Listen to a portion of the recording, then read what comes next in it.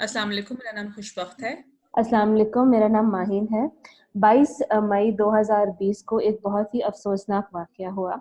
PIA का तैयारा जो लाहौर से कराची की परवान था, वो कराची के एयरपोर्ट के बिल्कुल ही करीब जो है क्रैश कर गया। अनफॉर्चुनेटली जो है सारे पैसेंजर्स का इंतकाल हो गया सिवाय 2 लोगों का। ये पहली बार पाकिस्तान की हिस्ट्री में कोई जहाज क्रैश नहीं हुआ है। 2010 में एयर ब्लू का जहाज जो है वो क्रैश हुआ था। उसमें सारे जो पैसेंजर्स थे 146 लोगों का इंतकाल हो गया था। 2 साल बाद भोजा एयरलाइन जो है वो भी क्रैश हुआ था, जिसमें से 127 लोग जितने भी थे उन सब का इंतकाल हो गया था।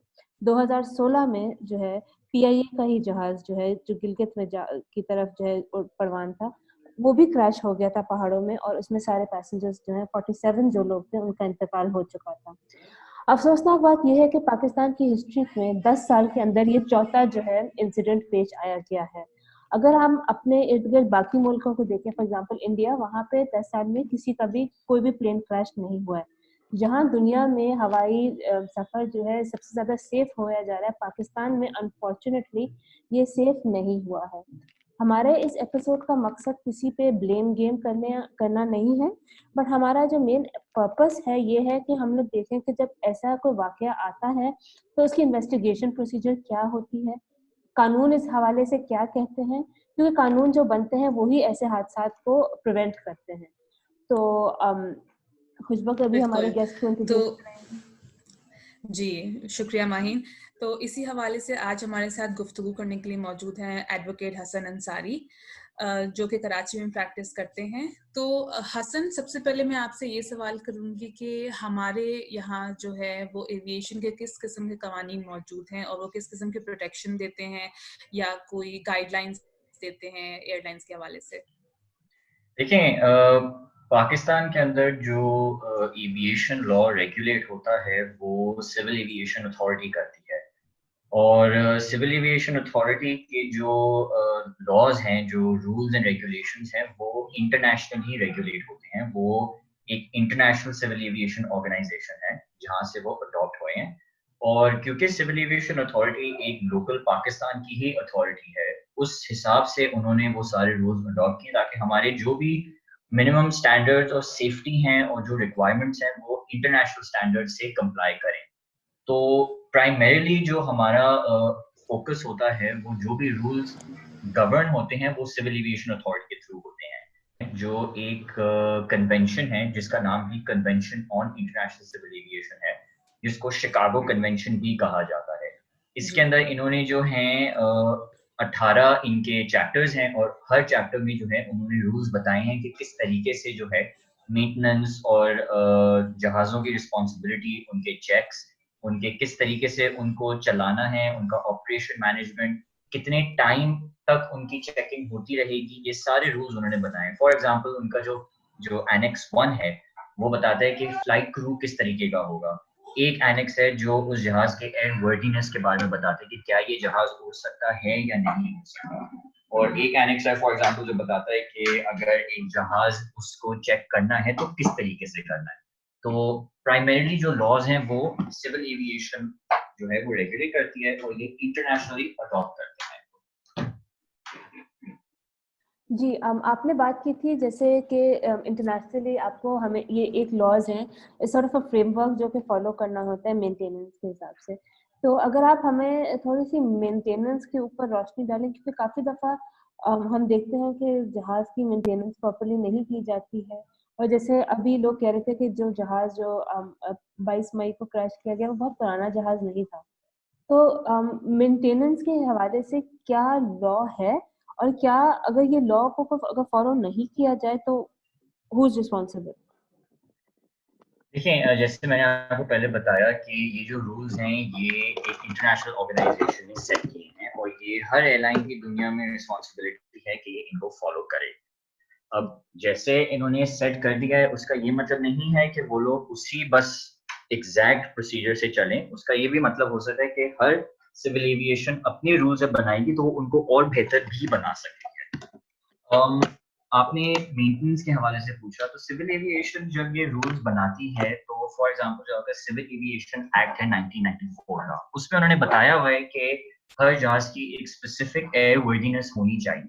अब वो तो रूल उन्होंने अपने कानून में बना दिया है, लेकिन वो एयर वर्दीनेस चेक कैसे होगी और वो क्या मतलब है कि एयर वर्दीनेस है कि जहाज उड़ सकता है नहीं उड़ सकता, वो रूल जो है सिविल एविएशन ने ही अपने एक एएनओ होता है, उस एएनओ को एयर नेविगेशन ऑर्डर बोलते हैं। वो सिविल एविएशन पे अगर किसी को पढ़ना भी हो तो वो उन्होंने अपनी वेबसाइट पे लगाए हुए हैं, और उसके अंदर उनके दो जो एएनओज हैं वो फॉलो किए जाते हैं, अमंगस्ट बहुत सारे और भी होते हैं, लेकिन प्राइमरीली वो लोग इन दो को देखते हैं। जो पहला है वो एयरक्राफ्ट सेफ्टी असेसमेंट होती है, वो भी एक एएनओ है, और जो दूसरा है वो requirements for certificate of air worthiness होती है।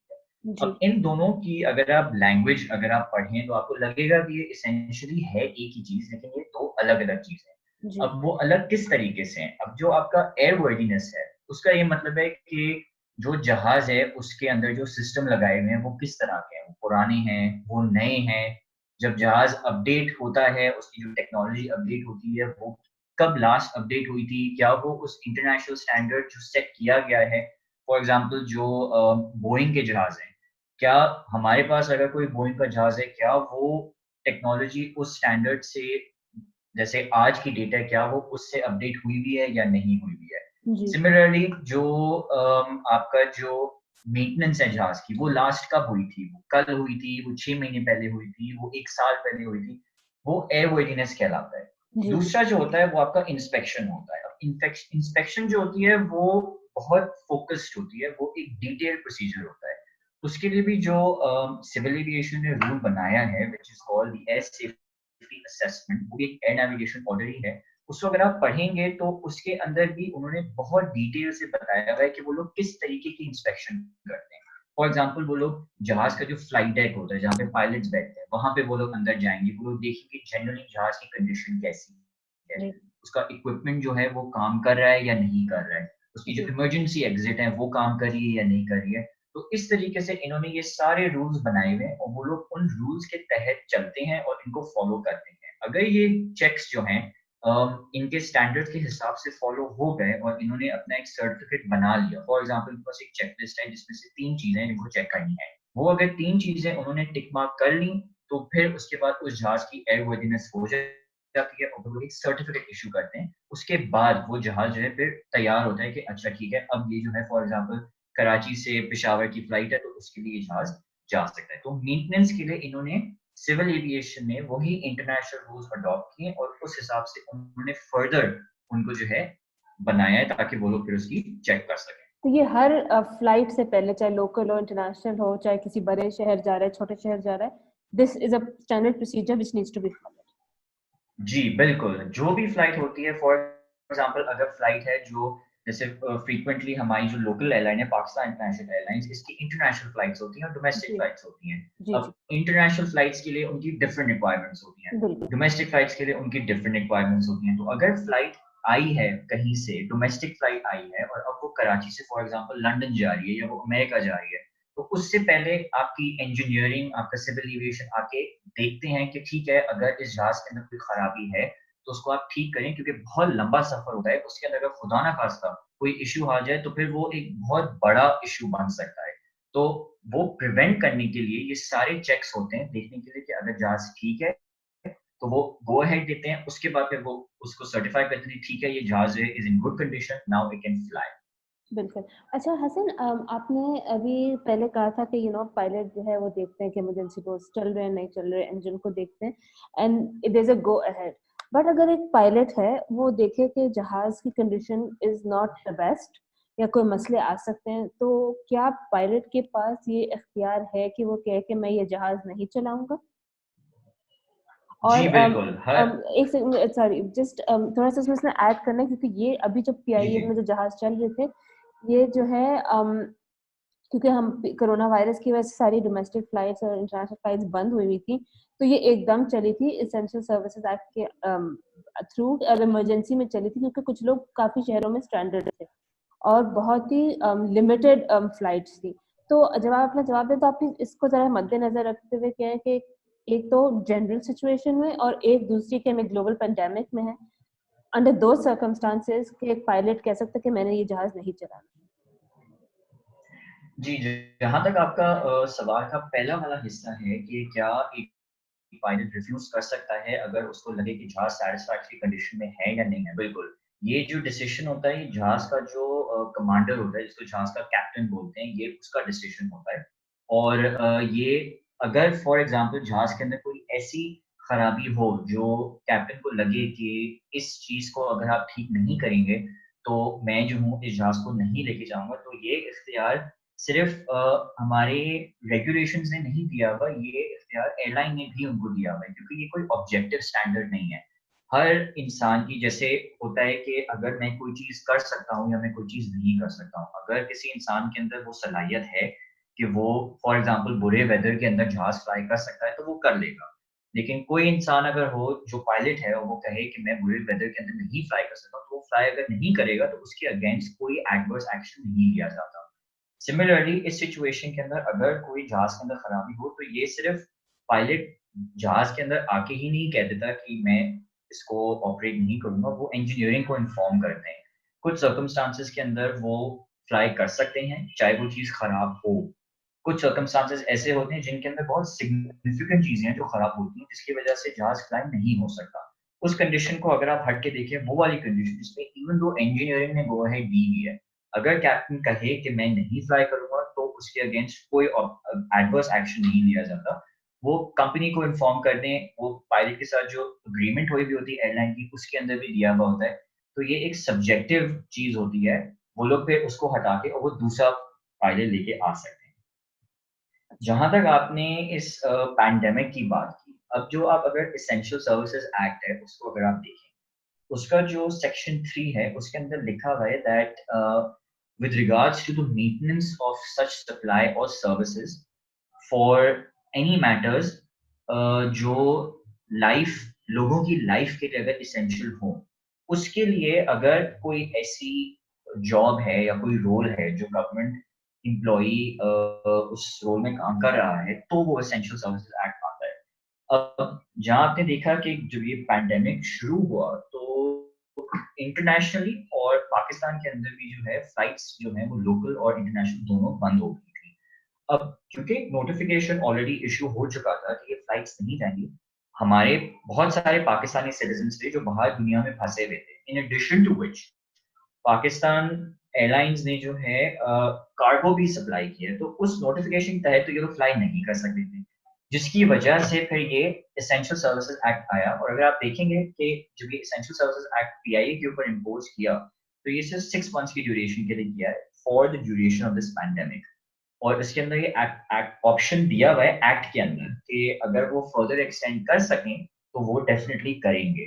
तो उस सूरत हाल के अंदर पायलट को प्रॉपर प्रिकॉशन और प्रॉपर जो है मेथड्स बताते हैं कि अगर आप एक पैंडेमिक के अंदर जहाज फ्लाई कर रहे हैं, तो ये 2-3 चीजें हैं जो आपको फॉलो करनी होती हैं। फॉर एग्जांपल जैसे डॉक्टर्स को उन्होंने पीपीई दिया हुआ, which is called personal protective equipment. Similarly pilots को भी वो दिया जाता है और उनको कुछ रूल्स बताते हैं, जैसे कि फॉर एग्जांपल फ्लाइट टेक के अंदर उन्होंने उनको कहा हुआ होता है कि जब आप एक दफा जहाज के अंदर चले गए, तो वो दरवाजा नहीं खुलेगा जब तक आप जहाज को लैंड नहीं करते। ये भी एक एग्जांपल है। सिमिलरली उसी तरीके से उनको वो प्रॉपर प्रिकॉशन देते हैं ताकि वो लोग इस सिचुएशन के अंदर रिफ्यूज ना करें, और वो उनको एक ऑप्शन दिया जाता है कि देखिए ये फ्लाइट है, हम लोग प्रॉपर मेथड्स फॉलो करेंगे, और आप अगर जाना चाहते हैं तो फिर हमने ये आपकी फ्लाइट लगाई। और मेजॉरिटी जो पायलट्स होते हैं उनको बहुत खुशी होती है कि अगर वो इस सिचुएशन के अंदर किसी की मदद कर सकें, तो बेयर मिनिमम लोग होते हैं जो रिफ्यूज करते हैं। अच्छा।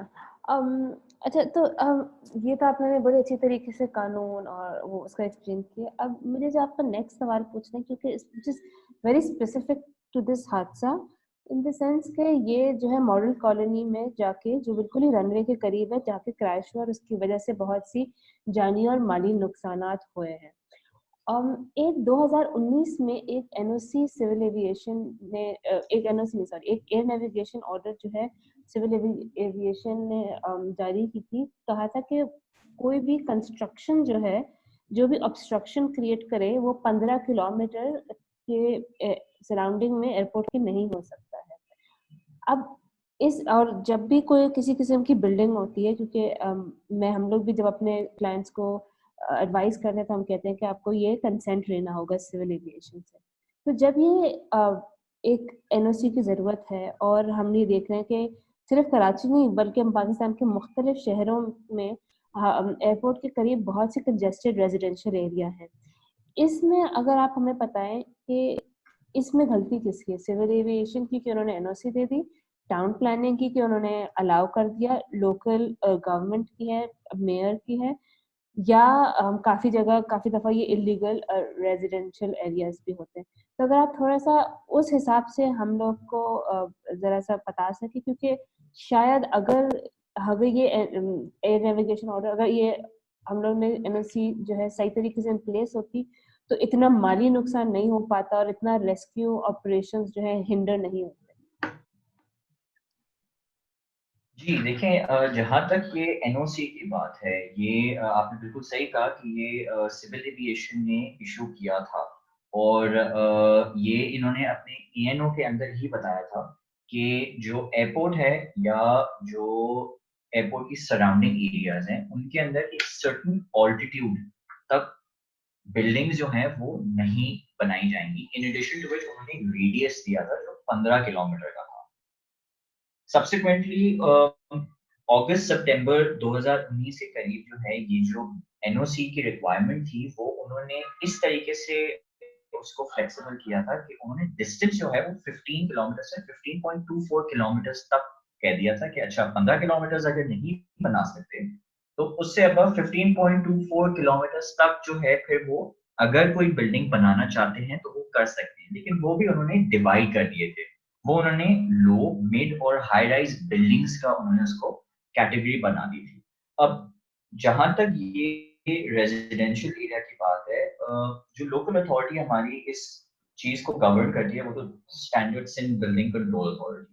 उन्होंने एक notification time and time again वो लोग नोटिफिकेशंस इश्यू करते हैं जिसमें वो लोग मॉडिफिकेशंस लेके आते हैं और उसके अंदर उन्होंने भी एक नोटिफिकेशन इश्यू किया था कि जो आपकी सेंसिटिव एरियाज हैं, फॉर एग्जांपल अगर आपके कोई ऐसा मॉन्यूमेंट है जो बना हुआ है, फॉर एग्जांपल कोई बिल्डिंग है जो बहुत इंपॉर्टेंट है शहर के अंदर, उसके करीब, या अगर सेंसिटिव एरिया जैसे कोई बेस हो गया, आर्मी बेस हो गया, या इन दिस सिचुएशन जो आपका एयरपोर्ट है जिसको भी उन्होंने सेंसिटिव इंस्टॉलेशन कहा है, उसके अंदर उन्होंने ये कहा है कि जो बिल्डिंग्स होती हैं वो 50 फीट से ऊंची नहीं होनी चाहिए।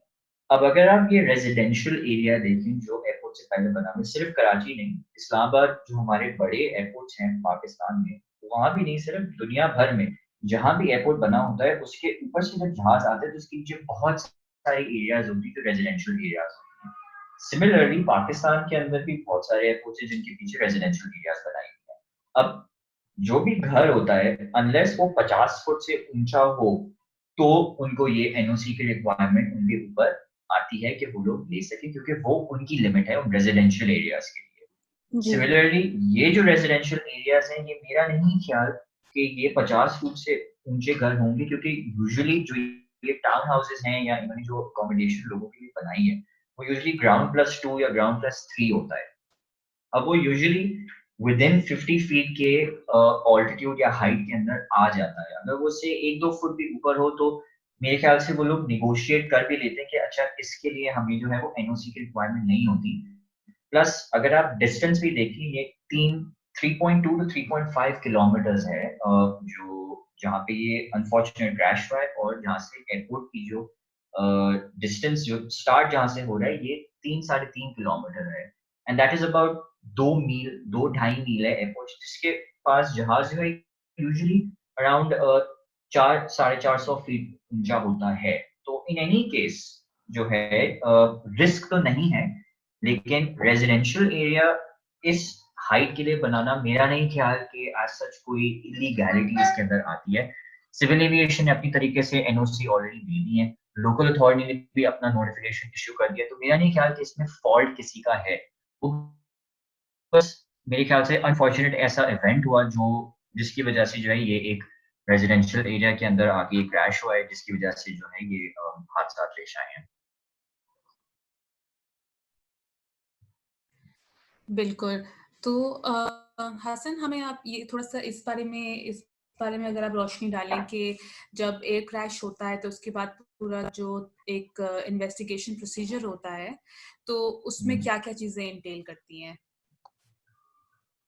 देखिए, जब एक एयर क्रैश होता है तो उसके लिए भी, जैसा मैंने आपको बताया था, इंटरनेशनल सिविल एविएशन ऑर्गेनाइजेशन ने जो है एक सेट ऑफ रूल्स निकाले। अब वो जो रूल्स हैं उनको एनेक्स 13 जो इंटरनेशनल सिविल एविएशन ऑर्गेनाइजेशन के रूल्स हैं उनके अंदर जो है बताया हुआ है। और उस डॉक्यूमेंट का जो नाम है वो है aircraft accident and investigation practices. ये वो रेकमेंडेड प्रैक्टिसेस हैं जिस तरीके से अगर कोई जहाज गिरता है तो ये रूल्स एंड रेगुलेशन है जो फॉलो होते हैं। अब ये जो रूल्स हैं अगर आप इनको देखेंगे तो इसके अंदर इन्होंने जो है 3-4 चीजें हैं जो बहुत इंपॉर्टेंट बनाई हैं। उनके अंदर से, उनमें से जो सबसे इंपॉर्टेंट चीज है वो ये है कि जब इन्वेस्टिगेशन शुरू होती है तो उसमें 5 बहुत इंपॉर्टेंट चीजें होती हैं जिनको फॉलो करना होता है। अब उसके अंदर आपका जो स्टेट ऑफ ऑपरेटर है, वो ऑपरेटर, स्टेट ऑफ ऑपरेटर उसको कहते हैं जो मुल्क जो जहाज को ऑपरेट कर रहा है वो इन्वॉल्व है। फिर स्टेट ऑफ मैन्युफैक्चर होता है, फिर स्टेट ऑफ अकरेंस होती है जहाँ पे ये इंसिडेंट अकर हुआ है। तो ऐसे इन्होंने जो है ये रूल्स बनाए हैं जिसके बाद इन्वेस्टिगेशन शुरू होती है। अब इस सिचुएशन के अंदर ये अकरेंस जो है इंसिडेंट की पाकिस्तान में हुई है। जो ऑपरेटर है वो पाकिस्तान इंटरनेशनल एयरलाइंस है। जो जहाज है ये एक फ्रेंच ऑपरेटर है, ये एबस A320 था जो फ्रांस में एबस इंडस्ट्री ने बनाया है। तो डेफिनेटली एबस इंडस्ट्री भी इसके अंदर इन्वॉल्व होगी। जब ये इन्वेस्टिगेशन शुरू होती है तो ये सारे जो फैक्टर्स होते हैं ये मद्देनजर रखते हुए जो इनके ऑथराइज्ड रिप्रेजेंटेटिव्स होते हैं इनको अपॉइंट किया जाता है। इस सिचुएशन के अंदर एनेक्स 13 के हिसाब से इन्वेस्टिगेटर इंचार्ज होता है जिसको इस पर्टिकुलर इन्वेस्टिगेशन के लिए अपॉइंट किया जाता है। अब जैसे एबस ने ये जहाज बनाए हैं तो उनकी तरफ से भी एक एक्सपर्ट जो है उन्होंने, वो लोग भेजते हैं इन रूल्स के तहत जो उस इन्वेस्टिगेटर इंचार्ज को इस इन्वेस्टिगेशन में मदद करता है। उनका जो एक्सपीरियंस होता है वो ऐसे एयर क्रैशेस की इन्वेस्टिगेशन में होता है तो वो लोग असिस्ट करते हैं। जो फाइनल जो डिसीजन होता है वो उस इन्वेस्टिगेटर इंचार्ज के पास होता है। वो लोग इस सारी पूरा जो ये इंसिडेंट है इसकी ये लोग इन्वेस्टिगेशन करते हैं। जब ये जहाज टेक ऑफ हुआ, इसका ऑल्टीट्यूड कितना था, इसका फ्यूल कितना था, ये लोग किस डायरेक्शन में जा रहे थे, इसको एयर ट्रैफिक कंट्रोलर ने क्या कहा, इसी तरीके से ऑल द वे शुरू से लेके और जब तक अनफॉर्चुनेटली इसका क्रैश होता है उस वक्त तक ये लोग हर चीज को स्टडी करते हैं।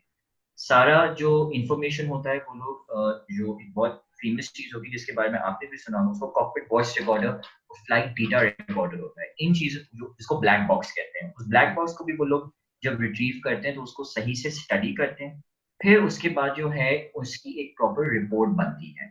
उस रिपोर्ट के अंदर वो लोग सारी अपनी फाइंडिंग्स देते हैं और सारा थॉरली उसको एनालाइज करके ये रिपोर्ट जो है मैन्युफैक्चरर को भी जाती है और ये रिपोर्ट जो है आपकी जो हेड ऑफ स्टेट होता है उसके पास भी जाती है। इन दिस केस ये प्राइम मिनिस्टर के पास भी जाएगी। इन एडिशन टू व्हिच ये सीईओ के पास भी जाती है। ये during the pendency of the investigation ये कॉन्फिडेंशियल रहती है क्योंकि ऑब्वियसली ये एक बहुत अफसोसनाक वाकया है जिसमें लोगों की जानें भी गई हैं, नुकसान भी हुआ है।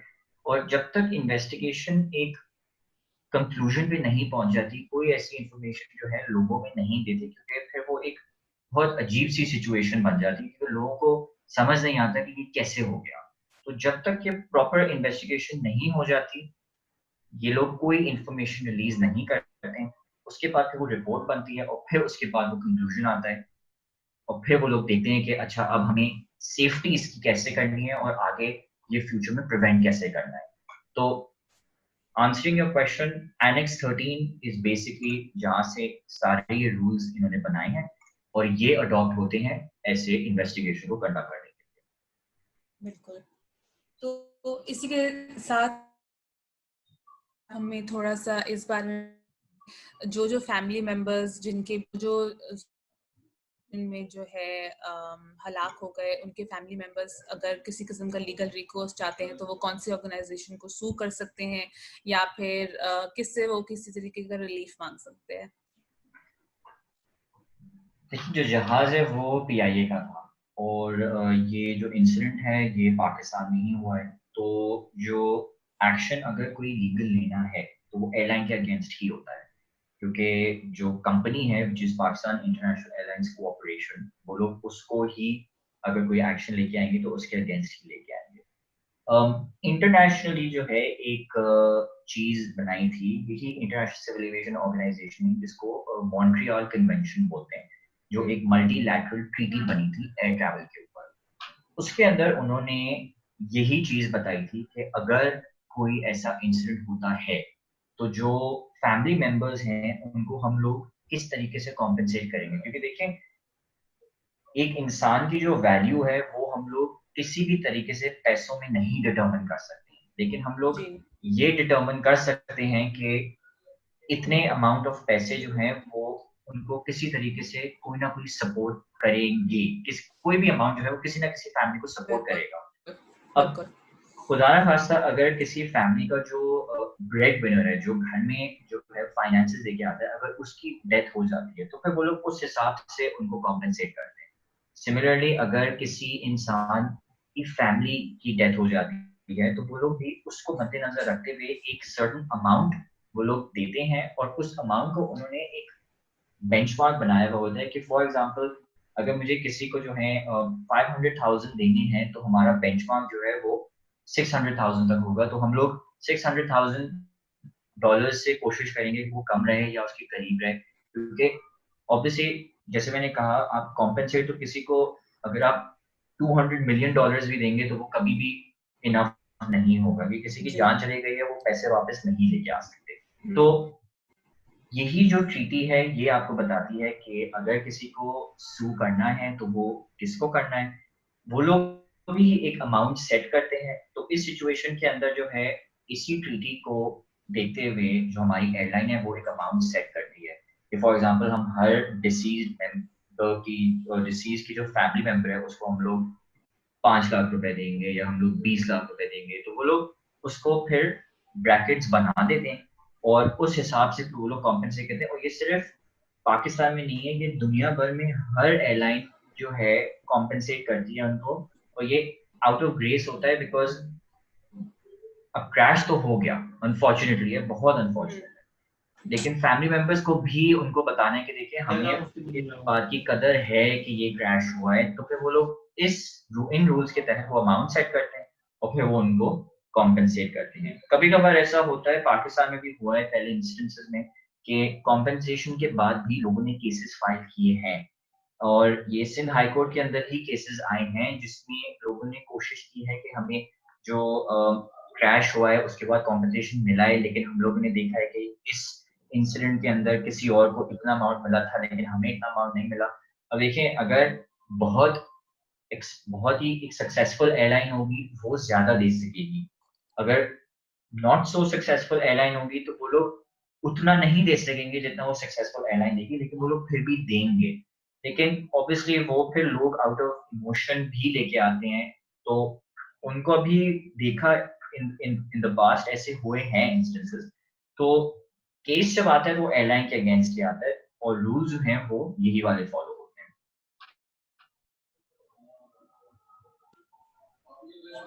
बिल्कुल। तो इसी के साथ हम आज के एपिसोड के इख्तिताम पर आप पहुँचे हैं। आपका बहुत-बहुत शुक्रिया हसन हमारे साथ इस हवाले से गुफ्तगू करने के लिए। Thank you. बिफ़ोर कि हम इस एपिसोड को एंड करें मैं आपसे पूछना चाहूँगी हसन अगर आपको कोई और चीज़ इस चीज़ में ऐड करनी हो या कोई और ऐसी इन्फॉर्मेशन जिसकी आगाही करना ज़रूरी हो? देखिए, मैं बस एक चीज़ कहूँगा कि इस क्रैश के हवाले से जो एक हमारे लोगों के अंदर ये फ़ियर आ गया है एयर ट्रैवल के बारे में। देखिए ज़िंदगी-मौत जो है वो अल्लाह के हाथ में होती है और हमें नहीं पता होता कि हम लोग सबसे सेफ चीज़ के अंदर भी हमारी डेथ हो सकती है और हम लोग सबसे खराब चीज़ के अंदर भी सर्वाइव कर सकते हैं। सर्कमस्टांसेस हमारे बहुत सेंसिटिव हैं। बेहतर ये होगा कि अगर अभी हम लोग ब्लेम गेम ना करें और हम लोग जो हैं बस जो लोग इंतकाल कर गए हैं और जो लोग इस हादसे में मुब्तला थे, उनके लिए हम लोग दुआ करें कि अल्लाह ताला उनको सब्र अता करे और जो भी ये इंसिडेंट हुआ, अब हम लोग ब्लेम तो किसी को नहीं कर सकते, लेकिन बस हम लोग उनके लिए दुआ कर सकते हैं और बस एक और चीज के लोगों के अंदर ये भी परसेप्शन है कि डिलिबरेटली ये इंसिडेंट हुआ होता है या अगर कोई गलती हो जाती है, कोई पायलट दुनिया में अपने जहाज को खुद कभी भी नहीं गिराता है। तो जो भी हुआ है पूरी कोशिश के साथ होता है कि वो बच जाए। अनफॉर्चुनेटली वही जिसका निकाह अल्लाह के हाथ में होता है, बस हम लोग दुआ कर सकते हैं। तो बस ये मैं मैसेज लोगों को देना चाहता हूँ कि प्लीज कंक्लूजन्स ना बनाएं और बस दुआ करें, और इंशाल्लाह हम होप कर सकते हैं कि इंसिडेंट ऐसे वापस कभी भी ना हो। बिल्कुल हसन, आपने ये बिल्कुल सही बात कही कि हम लोग को ब्लेम गेम नहीं करना चाहिए और दुआ करनी चाहिए। उसके अलावा काफ़ी लोग हैं जो पिलर टू पोस्ट जो है धक्के खा रहे हैं कि किसी तरीके से उनकी बॉडी की शनाख्त हो सके, उनकी बॉडी की शनाख्त हो सके।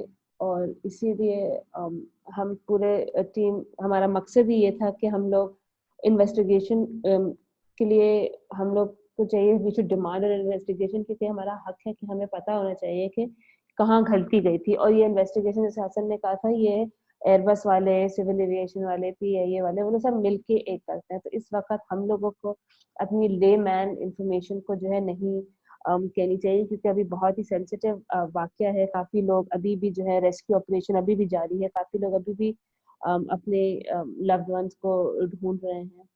हसन, बहुत बहुत शुक्रिया आपके यहाँ आने का। Thank you.